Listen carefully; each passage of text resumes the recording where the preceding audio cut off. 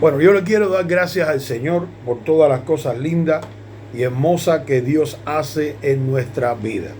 Hoy quiero compartirte la palabra del Señor.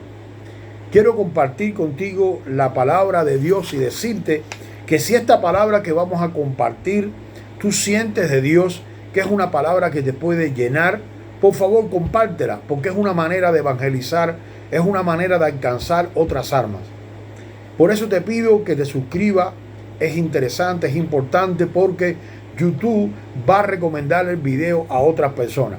También te pido que si te agrada el mensaje y lo crees de parte de Dios, le deja la manito hacia arriba y ayude a otras personas a que puedan recibir palabra de Dios.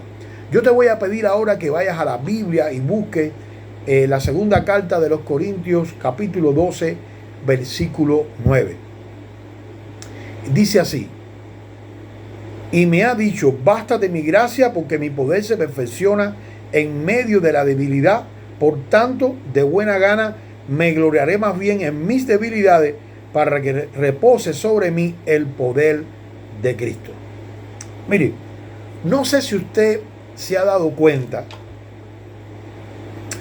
que muchos cristianos siempre le atribuyen sus fracasos al diablo. Y el diablo me tiene la vida así, el diablo me está haciendo esto, y esto no se me dio por el diablo, y aquello no se me dio por el diablo. Y siempre están justificando a su fracaso, tanto en el matrimonio, en lo personal o con los hijos. Todas las áreas de su vida son perturbadas por el diablo y siempre se está quejando. Y yo estoy un poco en desacuerdo. Yo pienso que el diablo no te puede tocar. Si tú vives en santidad, agradándole a Dios, Él no te va a tocar. No puede tocarte. ¿Y en qué me baso para poderte decir esto? ¿Qué parte de la Biblia yo puedo tomar para decirte esto? Yo te voy a invitar a que vayas a la primera carta de Juan, y vamos a ir al capítulo 4. Y vamos a ver allí en el capítulo 4 qué nos dice la primera carta de Juan. Vamos a ver lo que dice la primera carta de Juan, capítulo 4, versículo 4. Ya lo tengo aquí. Dice: hijitos, vosotros sois de Dios, y los habéis vencido, porque mayor es el que está en vosotros que el que en el mundo está. La palabra de Dios dice: hijitos, vosotros sois de Dios, y los habéis vencido, porque mayor es el que está en vosotros que el que en el mundo está. ¿Quién está en nosotros? El Espíritu Santo. ¿Quién está en el mundo? Satanás. Miren, cuando yo voy a buscar la primera carta de Pedro, y vamos a ver el capítulo 5, versículo 8, y vamos a ver qué dice aquí. Dice: sed sobrios y velad, porque vuestro adversario el diablo, como león rugiente, anda alrededor buscando a quien devorar. La Biblia nos dice que tenemos un adversario. La Biblia nos dice que nosotros ya vencimos al mundo, y que lo que venció al mundo fue nuestra fe, que mayor es el que está en nosotros que el que en el mundo está. Pero también nos advierte y nos dice: ustedes tienen un adversario. Tenemos un adversario y se llama diablo. Pero mire cómo dice el texto de primera de Pedro 5:8. Sed sobrios y velad. La palabra sobrio en su raíz etimológica es lo contrario a una persona que está embriagada o borracha por el alcohol. Esa persona que pierde el juicio, que se tambalea, que no puede caminar bien, que no sabe lo que dice, no sabe lo que habla, no sabe lo que piensa. Entonces, cuando dice ser sobrio, es lo contrario. Tú tienes que saber lo que piensa, tienes que saber para dónde va, tiene que saber lo que habla, tiene que saber lo que dice. Y lo primero que dice Pedro es: sed sobrio. Y después dice: velad. Estar atento. No estén dormidos, estén atentos, porque ustedes tienen un adversario. Y este adversario anda como un león. Un león, no es un león, porque el único león que hay es el león de la tribu de Judá. Pero dice que anda como si fuera un león, buscando a ver a quién va a devorar, a quién va a destruir, a ver a quién saca la patica para hacerle daño. Vamos a Pablo. Pablo en Efesios capítulo 6, versículos de 10, 11 y 12, dice: por lo demás, hermanos míos, fortaleceos en el Señor y en el poder de su fuerza. Aquí Pablo manda una recomendación: fortalécete en el Señor y en el poder de su fuerza. ¿Cómo me puedo fortalecer en el Señor? Leyendo la palabra de Dios. Necesito leer la palabra de Dios. Necesito enamorarme de la palabra de Dios, porque ese va a ser mi alimento espiritual y me va a dar fuerzas. Dice: vestidos de toda la armadura de Dios. No puedes andar sin la armadura de Dios. Tú y yo, como cristianos, necesitamos vestirnos de la armadura de Dios. Y la armadura de Dios tiene elementos específicos. Fe. Dice: ponte el yelmo de la salvación. ¿Cómo yo puedo tener certeza de la salvación? A través de la fe. Necesito fe. Necesito vivir en la verdad. No puedo vivir en la mentira. La verdad es parte de la armadura de Dios. Justicia. Necesito ser un hombre justo. Entonces, dice que para que podáis resistir, para que poder estar firme contra las acechanzas del diablo, necesita vestidos de la armadura de Dios. Tienes obligatoriamente que vestirte de la armadura de Dios. La armadura de Dios tiene que tener fe, la palabra de Dios que es la espada, ceñidos con la verdad y guiados por la justicia. Un varón de Dios, un cristiano, debe poseer estas cualidades que hacen que estés forrado o vestido con la armadura de Dios. La fe, conocimiento de la palabra de Dios, vivir en la verdad y ser justo. Ahora, Pablo nos va a describir una estructura, una maquinaria que existe, la cual el diablo la tiene bien ejecutada para destruir a los cristianos. Pero no a cualquier cristiano, a los cristianos que no estén vestidos con la coraza de Dios. A los cristianos que no sean sobrios. A los cristianos que no velen. A esos Él le está diciendo, el Señor: ustedes no van a tener problemas, porque ustedes tienen fe, tienen la palabra, la verdad y la justicia. Cuando tú estás vestido con esta coraza, el diablo no te puede tocar. Él anda como león rugiente. Él está buscando a quien devorar, pero a ti no te va a poder tocar. Él no va a llegar a ti. Él es tu adversario. Él maquina cosas. Y el versículo 12 dice: contra principados. Es decir, nosotros, nuestra lucha no es contra carne y sangre. Nuestro enemigo no es el hombre, son los principados. ¿Qué es un principado? Es una colonia, es un grupo de demonios que tienen una cabeza. Dice, este versículo 12, Efesios 6, 12b: potestades gobernadoras de las tinieblas de este siglo, Hay potestades que gobiernan áreas en el mundo. Huestes de maldad en los lugares celestiales. Hay toda una maquinaria, una estructura que el diablo tiene establecida para encadenar a este mundo. Pero como tú eres un cristiano, y la Biblia dice en 1 de Juan 4:4 que mayor es el que está en nosotros que el que en el mundo está, y dice: hijitos míos, vosotros sois de Dios y los habéis vencido. Nosotros le pertenecemos a Dios. Vivimos para Dios y estamos con Dios. A nosotros no nos va a tocar si nosotros somos capaces de ser sobrios y de velar.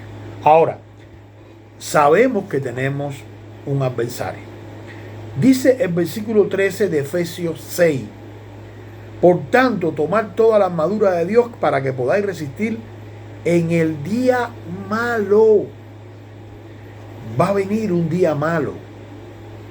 No porque nos va a poseer, pero va a venir un día en que nosotros vamos a tener que hacer frente a las tinieblas con la fe, la palabra de Dios, con nuestra vida de verdad, vivir en la verdad y con nuestra manera justa de ser. Vamos a tener que enfrentar ese día malo. Ahora, dice que Pablo, un hombre que Dios le había revelado el paraíso, ustedes pueden ver cómo Jesús no habló de paraíso a ninguno de los discípulos. Solo el Evangelio de Lucas recoge allí en la cruz del Calvario cómo Jesucristo le dice al ladrón de la cruz: de cierto te digo hoy que estarás conmigo en el paraíso. Es la primera vez que Jesús habla de paraíso. Ahora, Lucas escribe, pero Lucas no escribe de lo que él vio, porque él no es un testigo ocular. En la cruz solamente habían dos personas que pudieron haber hablado de esto: Juan, el apóstol, que escribe después un evangelio y no habla nada del paraíso, y María, la madre de Jesús, que estaba frente a la cruz. Algunos eruditos dicen que Lucas escribe, parte de sus investigaciones tiene que ver con la confesión de la madre de Jesús, María. Lo cierto es que no se habla de paraíso hasta el capítulo 12 de Segunda de Corintios, que Pablo empieza a narrar cómo Dios, hacía 14 años, 14 años de haber escrito esa carta, Dios lo había llevado al paraíso. Él no sabe precisar si lo hizo en el cuerpo o en el espíritu, pero lo que sí precisa es que él estuvo allí, que él vio, que él escuchó lo que pasó y que se le prohibió informar. Después de esto, dice que para no enaltecerse, para no resaltar mucho aquello que había sucedido, que era algo que a nadie le había pasado, dice que hay un aguijón, un mensajero de Satanás, y él ora a Dios para que se lo quite. Algunos eruditos piensan que era una enfermedad, no se sabe. Pero lo cierto es que cuando él ora y pide a Dios, entonces Dios le revela algo. Dios le dice: bástate mi gracia.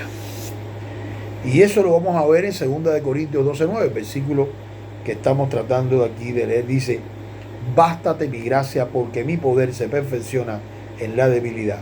El cristiano que vive en santidad delante de Dios va a recibir gracia. Y entonces, además de la armadura de Dios que tú vas a tener para poder defenderte en el día malo, además del conocimiento que tú vas a tener de toda la maquinaria que Satanás tiene armada entre principados, gobernantes y las huestes celestiales, y además de entender que Satanás es tu adversario y que anda como un león rugiente tratando de devorarte, sobre tu vida va a estar la gracia de Dios. ¿Qué es la gracia? La gracia es el favor inmerecido. La gracia es representada en Jesús. Es Jesús la gracia. Entonces, la gracia que está sobre el cristiano te va a proteger, te va a guardar y te va a cuidar. Bástate mi gracia. Dios le está diciendo a Pablo: mi gracia es suficiente. No necesitas nada más que la gracia. Ahora, la gracia, que es un favor inmerecido, se describe en la Biblia como Dios actuando a favor del cristiano para salvarlo, sanarlo y darle fuerzas necesarias para vivir en los momentos adversos. Van a llegar momentos difíciles al cristiano, pero la gracia de Dios te va a cubrir y te va a ayudar. Ahora, hay una ayuda diaria que Dios te da en medio de las circunstancias. Esto se llama gracia. En el cristianismo, la gracia no es solo el perdón inicial, sino una ayuda diaria para superar tus debilidades y estar siempre en victoria. Así que la gracia de Dios es un atributo que Dios derrama sobre sus hijos para que tú puedas entender que tú eres un triunfador en Cristo Jesús. Segunda de Corintios 12:10 dice: en lo cual, por amor a Cristo, me gozo en las debilidades, en afrentas, en necesidades, en persecuciones, en angustia, porque por cuanto soy débil, entonces soy fuerte. Dios le asegura al apóstol Pablo que su gracia es suficiente, ya que su poder se perfecciona en su debilidad. A veces pasamos por momentos difíciles, débiles, y Dios, en su misericordia y en su amor, nos fortalece. A través de la gracia, nosotros podemos enfrentar muchas necesidades y dificultades y estar firmes en el Señor. Dios es un Dios de gracia.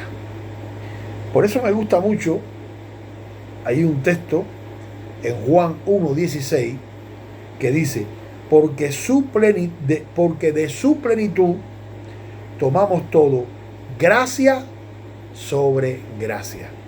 Es decir, el cristiano toma de la plenitud de Jesús, que es la gracia, toma su gracia. Cuando tú aceptas a Cristo, el Espíritu Santo de Dios viene a morar en ti, le da vida a tu espíritu, y ese es el primer encuentro del hombre con la gracia de Dios. Y dice gracia sobre gracia, porque tú vas a vivir con la gracia de Dios dentro de ti, que es el Espíritu Santo, y vas a vivir con la gracia encima de ti, que es la gloria de Dios. Todo cristiano tiene la gracia de Dios sobre su vida.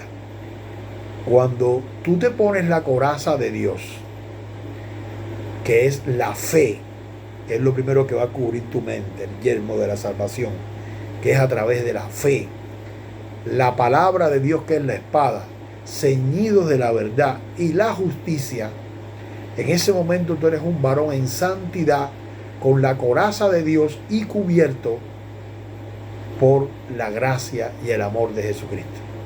Dios nunca se va a separar de ti.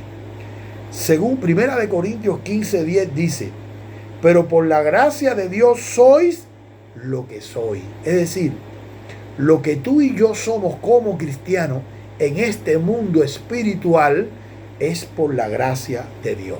Es la gracia de Dios que vive dentro de mí, que es el Espíritu Santo, más la gracia de Dios que está cubriendo mi vida, la que permite que vivamos. 1 Corintios 15:10 dice: pero por la gracia de Dios soy lo que soy. Es decir, soy salvo por el regalo inmerecido que es la gracia de Dios. Vivo por la gracia de Dios. Y sigue diciendo: y su gracia no ha sido en vano para conmigo. Antes he trabajado más que todos ellos, pero no yo, sino la gracia de Dios que está conmigo. Es decir, la gracia de Dios que está dentro de ti, la que está encima de ti. Acuérdate que Evangelio de Juan 1:16 dice: porque de su plenitud tomamos todo, gracia sobre gracia. Esa gracia que está dentro de ti y encima de ti es la que te va a perfeccionar para el ministerio que Dios te ha escogido, para el servicio que tú tienes delante del Señor. Dios te ha escogido.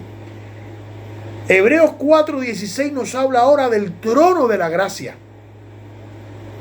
Hebreos 4:16 nos dice: acerquémonos pues confiadamente al trono de la gracia para alcanzar misericordia y hallar gracia para el oportuno socorro. Ese momento difícil, ese momento que pecamos, porque la Biblia dice que todos somos pecadores, pero no vivimos en el pecado. Dice que tienes que acercarte al trono de la gracia, que es Jesús, para que su misericordia te cubra, para que te limpie, para que te perdone, para que te purifiques y puedas volverte a levantar, ponerte la coraza de Dios, que es la fe, la palabra de Dios, vivir en la verdad y en la justicia, y esto te va a permitir seguir triunfando en Cristo Jesús. ¿Por qué? Porque mayor es el que está en mí que el que en el mundo está. Lo que vive dentro de ti, la gracia de Dios a través del Espíritu Santo, es mayor que toda la estructura mecánica que Satanás tiene en el mundo. Satanás tiene atado al mundo en el pecado, lo tiene destruido, pero el cristiano está en victoria, porque la gracia de Dios vive en él y está sobre él. Solamente en el cristiano. Hebreos 4:16 dice entonces: acerquémonos pues confiadamente al trono de la gracia en oración e en súplica para alcanzar misericordia y hallar gracia para el oportuno socorro. Invita a los creyentes a acercarse sin temor al trono de la gracia para hallar ayuda oportuna y misericordia.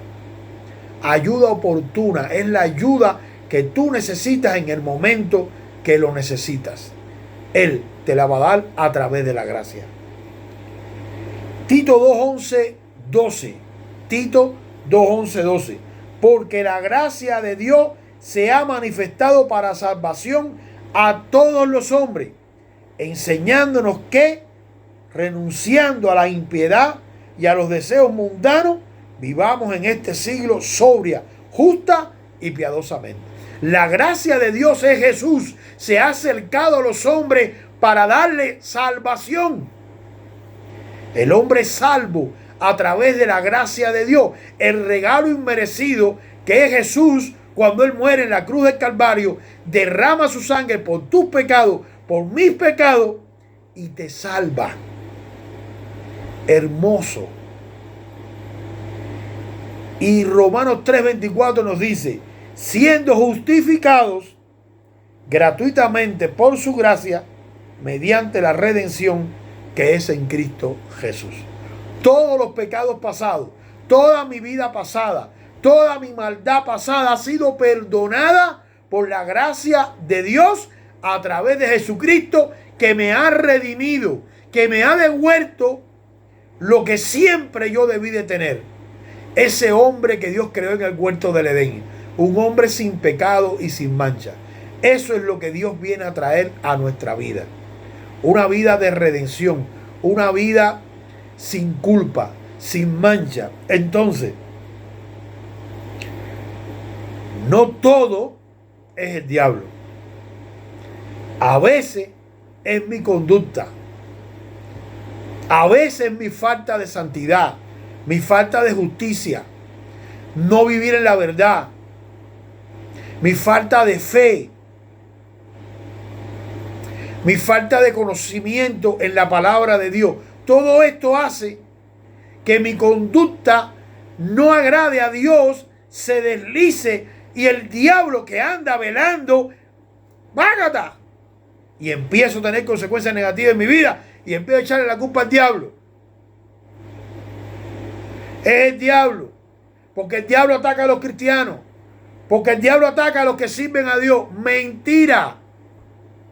Si tu vida está en santidad delante del Señor, la gracia de Dios te cubre, te protege y te preserva de todo mal del maligno. ¿Por qué? Porque mayor es el que está en nosotros que el que en el mundo está.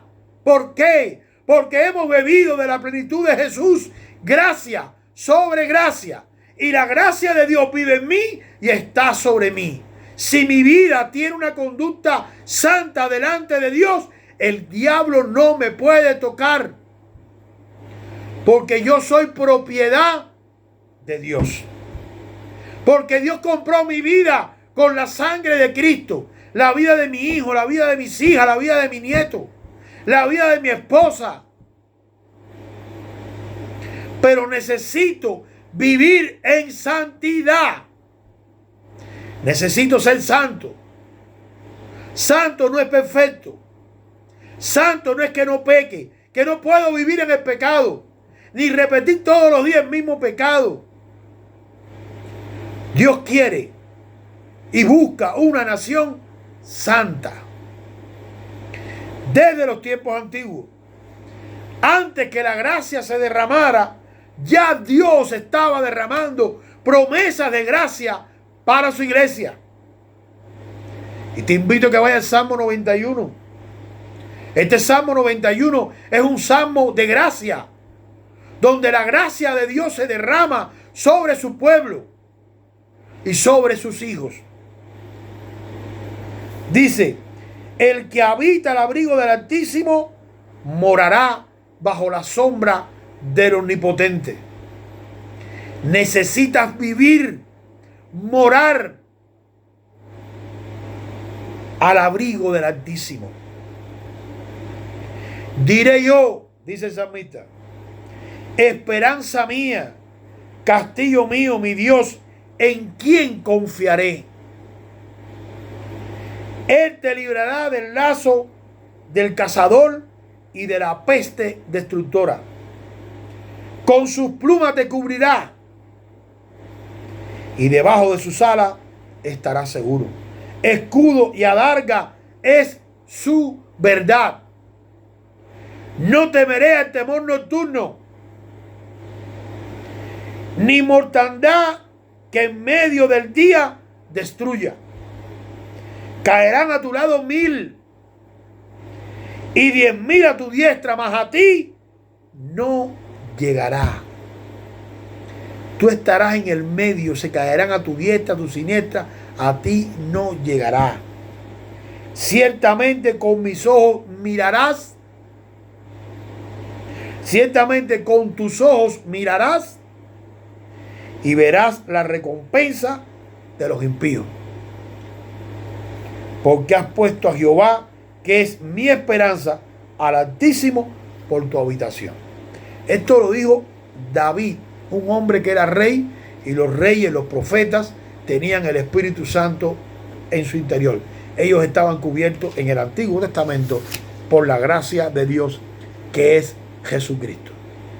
Y estas son las promesas que Dios te quiere dar hoy. Y son las promesas que Dios está dejándote hoy. Te está diciendo: sí, Satanás existe. Él es tu adversario. Anda como león rugiendo, buscando a quien devorar. Sí, él tiene una maquinaria. Él tiene principados, él tiene gobernadores. Allá en los lugares celestes, él tiene toda una estructura para destruir la vida de la humanidad aquí en la tierra. Pero el cristiano no lo puede tocar. Hijito, vosotros sois de Dios, porque nosotros somos de Dios y hemos vencido. Porque mayor es lo que está en nosotros que lo que en el mundo está. Necesitamos ponernos la coraza de Dios. Y esta coraza yo la resumo: fe. Necesitas tener fe. Pero ¿cómo tengo fe? ¿Dónde yo compro la fe? La Biblia dice que la fe viene por el oír la palabra de Dios. Lee la Biblia. Porque además de que la Biblia va a producir en ti fe, ella es tu espada. Con ella vas a vencer todos los dardos que el enemigo te tire en tu vida personal. Después, vive en la verdad. Desecha la mentira. A Dios le da asco la mentira. Sé justo con aquellas personas que están a tu alrededor. Pide perdón, pide disculpa cuando te equivoques. Todos nos equivocamos. Yo pido perdón y disculpa cuando me equivoco con cualquiera. Entrégale tu vida a Jesús. Vive para Él. Apasionate con la palabra de Dios. Apasionate con su lectura. Y eso te hará un cristiano invencible. No un cristiano lloriqueón que siempre está llorando que el diablo y que el diablo y que el diablo. Dios está contigo. Tu vida le pertenece a Dios. La gracia de Dios está dentro de ti y encima de ti, operando siempre a tu favor. Y recuerda, gracia es perdón a quien no lo merece. No merecemos nada, pero por la gracia de Dios somos lo que somos. Por la gracia de Dios vivimos en victoria. Por la gracia de Dios estamos donde estamos. Por la gracia de Dios, Dios nos lleva en Cristo Jesús de victoria en victoria. No de derrota en derrota. Lloriqueando por los pasillos que el diablo que me tiene la vida hecha mal, que el diablo me hace. No. Cambia tu discurso, lee la Biblia, estúdiala, para que entiendas que mayor es el que está en ti que el que está en el mundo. En el mundo está Satanás. Satanás reina en el mundo sobre los mundanos, los impíos, los inconversos. Pero Cristo, a través de su Espíritu Santo, reina dentro de los cristianos. Y reina dentro en su corazón y encima de su vida. Porque la gracia de Dios cubre la vida del cristiano. Cubre la vida del cristiano que vive en santidad, agradándole a Dios según su palabra. Vamos a orar, hermano. Señor y Dios, te damos gracias por tu amor y tu misericordia. Te doy gracias por las cosas lindas, las cosas buenas que has hecho. Bendice a cada persona que escuche esta palabra. Ayúdalo a entender la gracia tuya, que tu gracia está en su corazón, que tu gracia está sobre él y que él necesita vivir en santidad para que tu gracia lo acompañe y lo libere del adversario y de todas las acechanzas del diablo. Todo esto te lo pido en el nombre de Jesús. Amén.